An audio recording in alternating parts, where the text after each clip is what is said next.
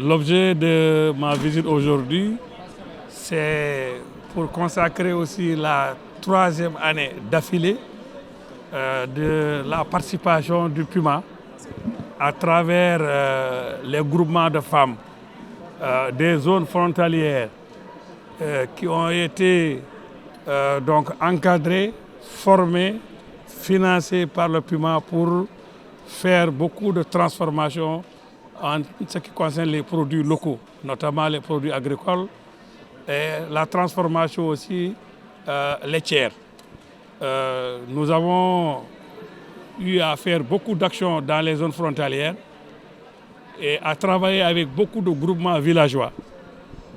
Nous sommes allés au-delà en créant un cadre, une plateforme, une association qui regroupe tous ces groupements de femmes dans les 10 régions frontalières du Sénégal.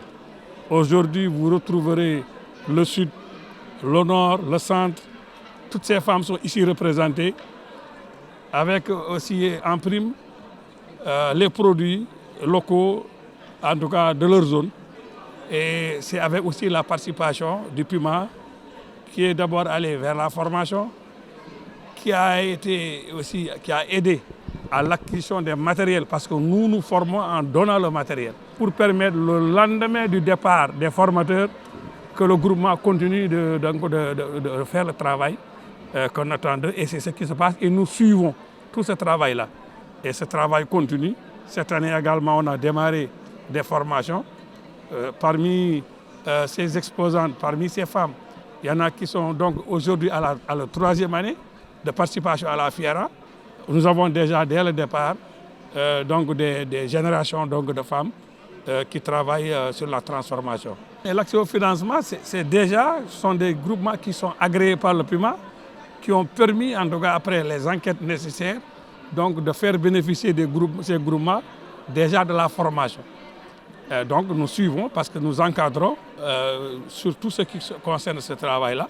Et donc c'est facile puisque nous avons avec l'ADER signé un protocole sur un montant assez important. Il y a un apport personnel qui est fait par le PUMA et qui facilite justement, en tout cas, la mise à la disposition des montants retenus pour ces femmes-là. Donc il n'y a aucune difficulté jusqu'à présent. Tout document, tout GIE qui a reçu l'agrément du PUMA, donc fournit les documents nécessaires. Et ça a été déjà très facile, en tout cas avec l'ADER, compte tenu du montant et de l'apport qu'il faut. Le montant versé par le PUMA auprès de l'ADER pour justement couvrir les apports personnels facilite donc la mise à disponibilité de ces sommes dans des comptes ouverts. Le protocole, c'est sur 2 milliards. 2 milliards. Et le PUMA aussi participe à hauteur de pratiquement 10% en ce qui concerne les apports.